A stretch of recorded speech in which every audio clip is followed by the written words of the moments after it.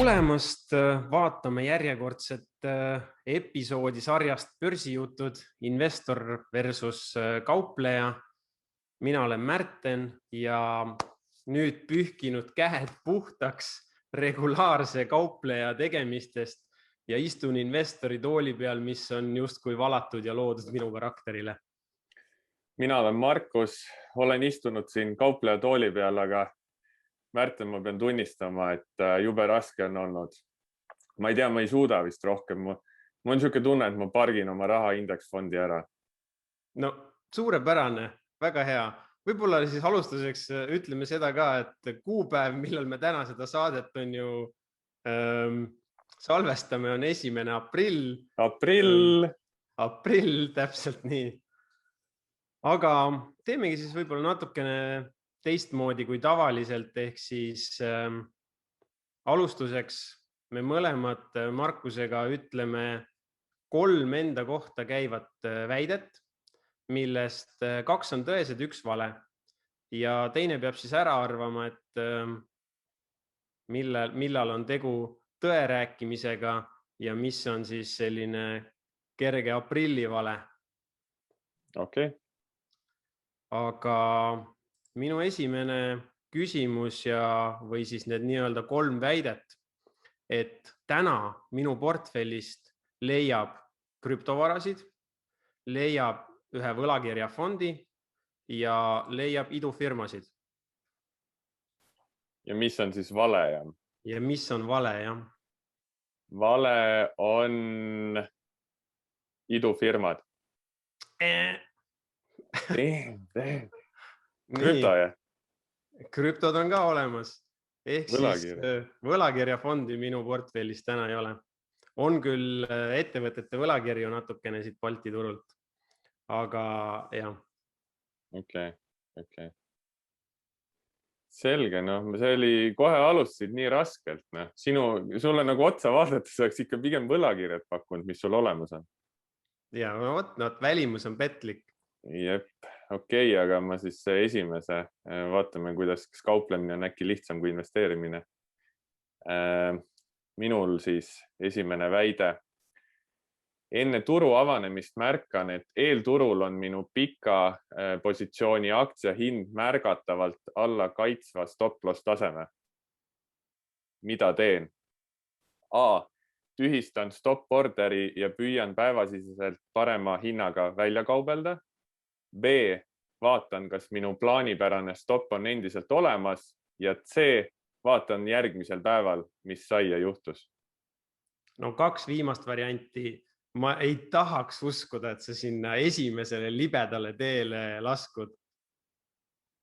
Ehk siis vale on esimene see, et sa tühistad stop-lossi ja hakkad timmima päeva sees. Jep. See oli õige. Kuigi ma olen seda varasemalt teinud, siis täna enam ei tee.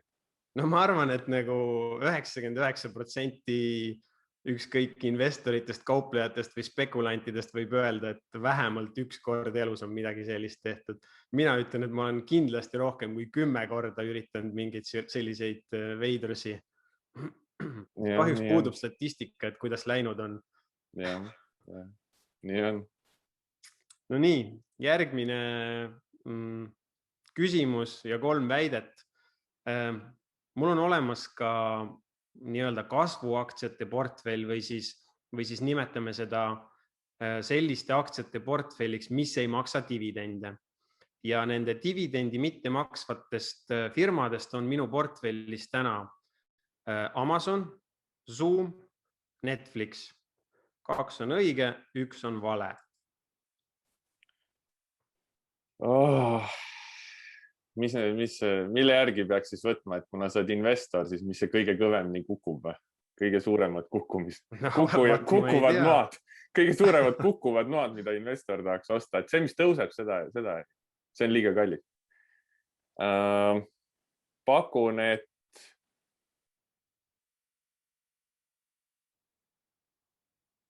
Amazon. Ehk siis Amazoni ei ole? Jah. Jälle pean tegema seda veidrat häält. Ehk siis vale vastus. Minu portfellis ei ole Netflixi hetkel. Okei, ma olin Zoomi ja Amazoni vahel, nii et võin ennast rahustada, et nagunii oleks pange pannud. Kuule, aga mul on küsimus, nagu okei, sina oled kaupleja, on ju, sa jätad oma emotsioonid ja kõik kõrvale, sa ei vaata ettevõtte fundamentaale ja nii edasi. Aga sa oled kursis, et Netflix on päris head sõitu teinud aktsiana. Nii, kas sa ise Netflixi teenuseid kasutad või mitte? Ei kasuta. Okei, mina nüüd kasutan mingi aasta, poolteist võib-olla ja kuigi ma tean, kuidas sellel aktsia hinnal läinud on või aktsial, siis minu käsi ei suuda nagu tõusta, et seda osta, sellepärast, et see teenus, see jookseb mul telekas kogu aeg kinni, nagu otseselt mõttes ülepäeviti. Peab mingeid restarte tegema või midagi taolist. Võib-olla on asi telekas. No täitsa tutikas telekas on. Ei ole väga alumise hinna otsa telekas ka. Okei. Mul kogemus puudub, mul ei ole Netflixi olnud. Aga kas kui sina midagi sellist märkaks, siis kas see nagu mõjutaks sinu kauplemistegevust või mitte? Ei, otseselt mitte. Mul on kusjuures Apple TV+, kuna ma sain selle lihtsalt aastaks tasuta uue iPhone'iga kaasa ja ma ei ole sealt mitte midagi leidnud, mida vaadata. Ühe filmi vist vaatasin, aga ma ei tea, minu jaoks need subscriptionid, mulle ei meeldi siuke igakuine subscription, mida ma tean, et ma enamus aega ei kasuta. Ma pigem maksan natuke rohkem see hetk, kui ma teda kasutan. Okei, ma võtan siis oma järgmise. Praegu on seis suht kehva minu jaoks, aga proovime. Nii. Peale Bitcoini ostmist hind kukub järsult ning pean kohe väikese kahjumiga väljuma. Mida teen? A. Väljun kahjumiga. B. Lepin, et pean võib-olla kõrgema hinnaga tagasi ostma. C. Hoian edasi, sest sõber, kes teab paremini plokiahela funktsiooni, soovitab hoida. No arvestades seda, et sa oled see kvantkaupleja ja kõike seda, mida me juba rääkisime sinu eelmise küsimuse puhul, siis kuigi sul võivad olla toredad ja targad sõbrad, siis ma ei usu, et sa lased neil infiltreeruda oma kauplemisotsustesse, ehk see on vale. Nii on, jah. Nii on. Mis siis on 2-0 praegu või? Mul ei olegi varianti enam comebacki teha. No võib-olla on, et ja küll ma saan aru, et need investeerimisteemalised küsimused on võib-olla natuke rasked, et ma vahetan siis käiku ja küsin ühe küsimuse enda isikliku elu kohta hoopis, et võib-olla see on lihtsam. No proovime. Ehk siis oma elu jooksul olen ma käinud nendes trennides. Variant A, võistlustants, B, sulkpall, C, boks.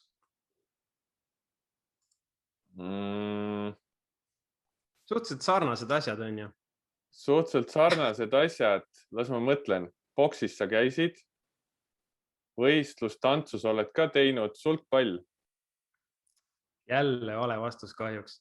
Ehk võistlustantsu mina teinud ei ole. Ma olen siin niisama tirgutan salsa ja bachata ja muude selliste sotsiaalsete tantsude skeenel juba 10+ aastat. Aga võidu peale ma tantsinud ei ole kunagi. Okei. No minu jaoks üks tants kõik selles mõttes. Ma tean, et sa tantsuga tegeled, ma ei oleks seda osanud arvata. Aga minu viimane siis 3. Vaatame, kas äkki sa ka mõne paned pange. Meedia pealkirjad vallutab kiiresti tõusev aktsia. Mida teen? A. Ostan, kuigi see liigub sarnaselt minu varasematele tehingutele, mis raha kaotasid. B. Kirjutan Facebooki ja küsin teiste arvamusi. C. Vaatan ainult hinnagraafikut otsuse tegemiseks. No okei, see on nagu päris huvitav, et variant A ja B on juba midagi sellist, mille puhul mõlemad on sellised niimoodi natukene kahtlased, aga no pagan, kas sa siis lähed tõesti Facebooki ja kirjutad või? Ma olen aru saanud, et sa oled selline agar abistaja ja kommenteerija, et sa avaldad oma arvamust hea meelega, kui keegi midagi küsib, aga kas sa ise küsid? Ma millegi pärast pakun B, et sul pole teiste arvamust vaja, sul on oma AmiBrokeris testitud kvantmudelid ja nii on. Jah, õige. Ta-ta-ta-ta-ta-ta. nii et 3-0, näed, kauplemine on palju lihtsam kui investeerimine, nii et pigem kaubelge. Tundub küll, jah. Nii palju nagu loogilisem kõik on ju.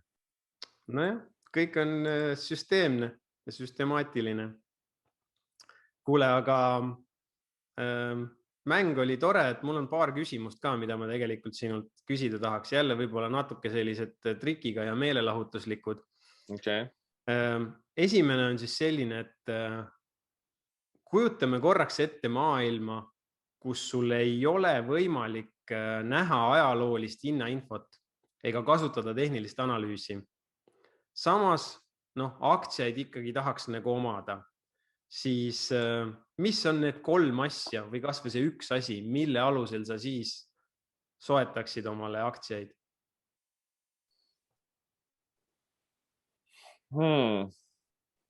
Üldse mingit hinnainfot ei ole. Põhimõtteliselt nii nagu vanasti oli, et võtad tänase ajalehe ja saad eilset nagu sulgemishinnad. Kui ma nüüd käigu pealt mõtlen, ma ei ole seda, see küsimus tuleb mulle on ju lihtsalt õhust, et ma ei ole selle peale mõelnud, aga nüüd käigu pealt pean vastama, siis natuke äkki oleks sellist Peter Lynchilikku, et mida ma ise kasutaks ja mis on populaarne, et vaataks Apple'i telefonid või seesama Netflix, et võib-olla siis vaataks seda toodet, teenust. Üks asi. Teiseks, ma arvan, et siis ma tahaks ikkagi näha, et ettevõtte raha teenib. Kuigi ma praegu hinnagraafikuga julgen lihtsalt tõusvat aktsiat osta, siis sellisel juhul ma ilmselt tahaks näha, et see oleks kasumlik ettevõte. Ja kolmandaks, ma vist usaldaks rohkem suuremaid, vaataks turu suuruse market cap'i järgi, et suuremad sellised liidrid oma sektoris. Okay. Võib-olla need 3 oleks siis, kui hinnainfot ei oleks. Okay, väga hea, päris huvitav. Okay, aga natuke tõsisemad teemad ka, siis mina hakkasin üks päev mõtlema selle peale, et kauplejana pidevalt on mingi jälgimisnimekiri, on ju iga nädal toimetan, tegelen sellega. Ma hakkasin mõtlema sinu kui investori peale, näiteks sinu dividendiaktsiate portfell, et kui tihti sa üldse otsid või lisad dividendiportfelli uue dividendiaktsia, et kas sa pidevalt otsid, vaatad või on nii, et ei ole vaja, et sul on piisav hulk neid olemas ja võib-olla saad mingi näitega tuua, et kas sa täna mingit sektorit või ettevõtet jälgid, mida sa tahaksid oma dividendiportfelli?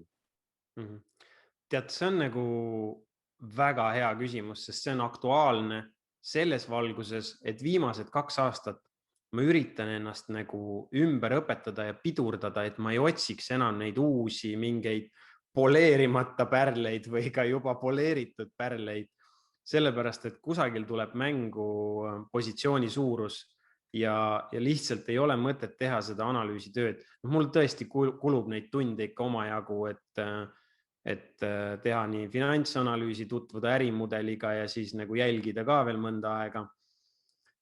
Ja siis võtta, ma ei tea, näiteks $500 suurune positsioon on ju kogu selle pooleaastase jälgimise ja toimetamise peale tundub nagu mõttetu, et ma täna püüan ennast nagu pidurdada selles osas, et ma ei otsiks aktiivselt. Võib-olla kvartalis korra 2 mul mingi siuke isu tuleb peale, siis ma mingeid screenereid kasutan. Näiteks vaatan uuesti läbi, kas Finviisis oleva screeneriga või dividendi, mis nad on siis, Dividend Challengers, Contenders ja Champions listi on ju, või midagi taolist. Aga ma püüan täna nagu veidi vähem neid uusi otsida. Aga kui sa küsid nagu sektoreid, siis viimased, ütleme 3-4 kuud on olnud 2 sektorit minu peatähelepanu all. Üks on olnud börsil kauplevad kinnisvarafondid, võib-olla isegi 6 kuud. Börsil kauplevad kinnisvarafondid ja teine on olnud kaitsetööstuse aktsiad, kus nüüd siis nüüd siis, ma ei tea, ütleme siis minusuguse investori jaoks soodne ostukoht hakkab läbi saama ja võib-olla need asjad hakkavad nagu sinu radarile tasapisi hoopis ilmuma tänu sellele, et hinnamomentum on lõpuks nagu liikuma hakanud. Kinnisvaraga mul tulevad kohe silme ette need viimaste nädalate Eesti kinnisvara uudised, kus ostke ruttu korter ära, et muidu on otsas varsti. Et need, kes täna ei osta, need jäävad ilma koduta Eestis, mida nad ikkagi tahavad Eestis elada. Päris naljaks minu meelest. Ja. Nii, aga on sul veel midagi küsida? Kuule, üks küsimus on jälle selline natukene meelelahutuslikum ja panen su olukorda, kus sa pead nagu ajusid ragistama ja võib-olla natuke teise nurga alt kui tavaliselt. Aga sina kauplejana kasutad neid screenereid või igasuguseid filtreerimissüsteeme oluliselt rohkem kui mina investorina, mis tähendab seda, et sinu radarilt on läbi käinud, ma isegi ei ütle, et sadu, ma pigem ütleks ikkagi tuhandeid kauplemissümboleid. Ja minu küsimus on nüüd puhtalt selle kauplemissümboli põhine, et mis on kõige ägedam, meeldejäävam või naljakam või kõige tabavam kauplemissümbol, mis sul kohe meelde tuleb? Üks seik selle tikkeriga tuleb meelde, tegelikult mitu tükki. Üks on see Zoom, mis siin üsna hiljuti oli see, et osteti vale Zoomi. See ei ole küll äge tikker, aga see on tikkeriga seotud siuke naljakas juhtum.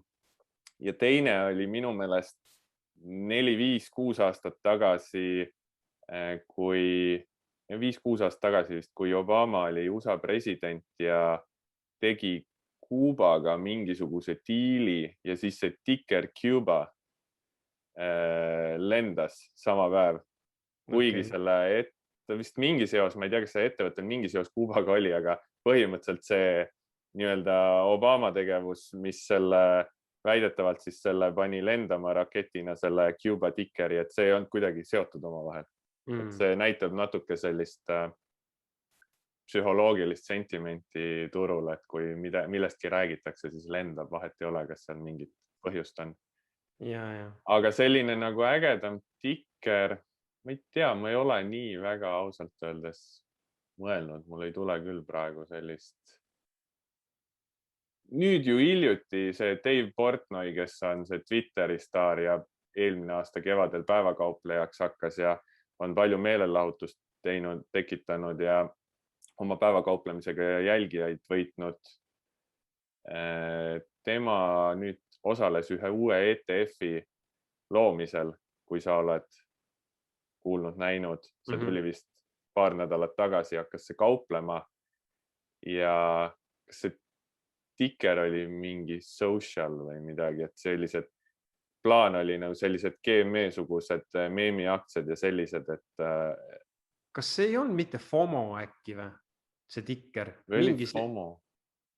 Võt nagu selles ETF-i maailmas, mina ka mõtlesin, et nagu minu radarile tuligi see küsimus ka läbi ETF-ide, et ETF-ide maailmas on nagu maru lahedaid tikkereid.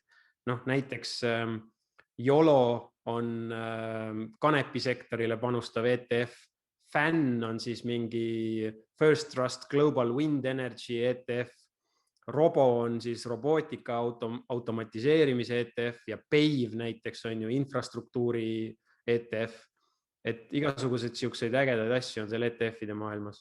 Ja, ma just guugeldasin see ETF, millest ma räägin, on PUZZ, B-U-Z-Z, PUZZ, niimoodi, et põhimõtteliselt, et millest meedias räägitakse, selline sotsiaalsentimendi põhine ETF, kuigi ma vaatasin sisu, seal oli 100 aktsiat, Apple'it, Teslat, Amazonit, kõik ka sellised suured, et ma ei tea, mis lisaväärtust see ETF toob, aga võib-olla mingi turundustrikk lihtsalt.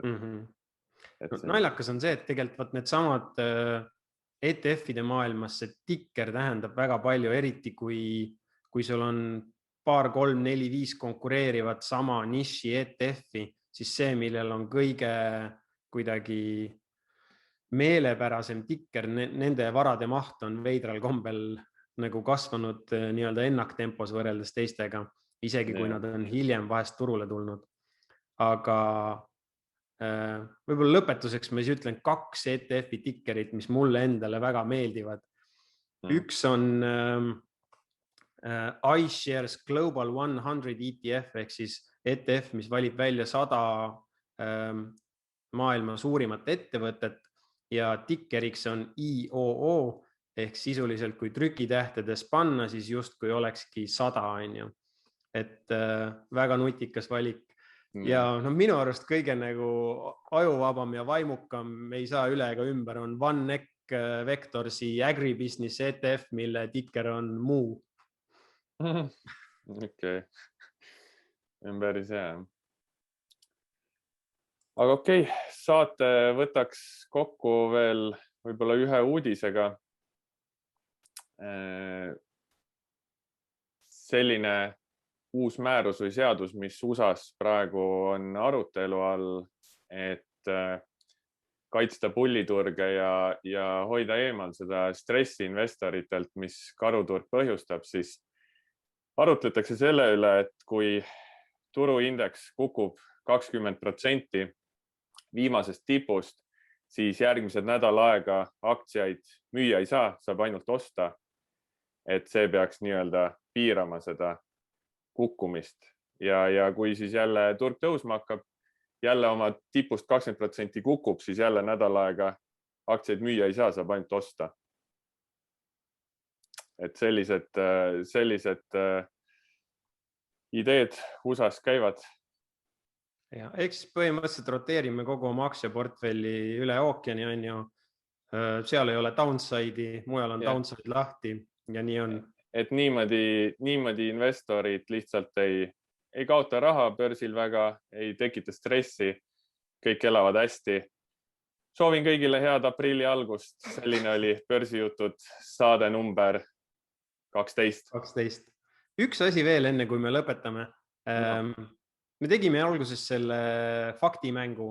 Mis sa, Markus, arvad, kui kutsume üles, et pange kommentaaridesse, et mis oli kõige huvitavam asi, mida te meie kohta teada saite, mis oli see kõige huvitavam fakt või mida ei oleks väga uskunud ja loosiks äkki välja nende vastanute vahel ühe selle tehnilise analüüsi veebiseminari salvestuse, mille me siin tegime mõned kuud tagasi, kus siis Markusel oli siuke kandev roll selgitamaks, kuidas tema vaatab seda kauplemispoolt tehnilise analüüsi valguses, ehk siis tehniline analüüs praktikas, videosalvestus läheks loosi.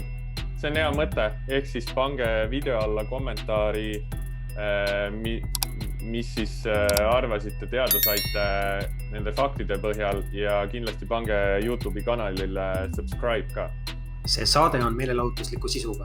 Me ei soovita osta ega müüa ühtegi finantsvara. Iga inimene on vastutav oma finantsotsuste eest. Iga finantsotsus võib viia kapitali kaotuseni.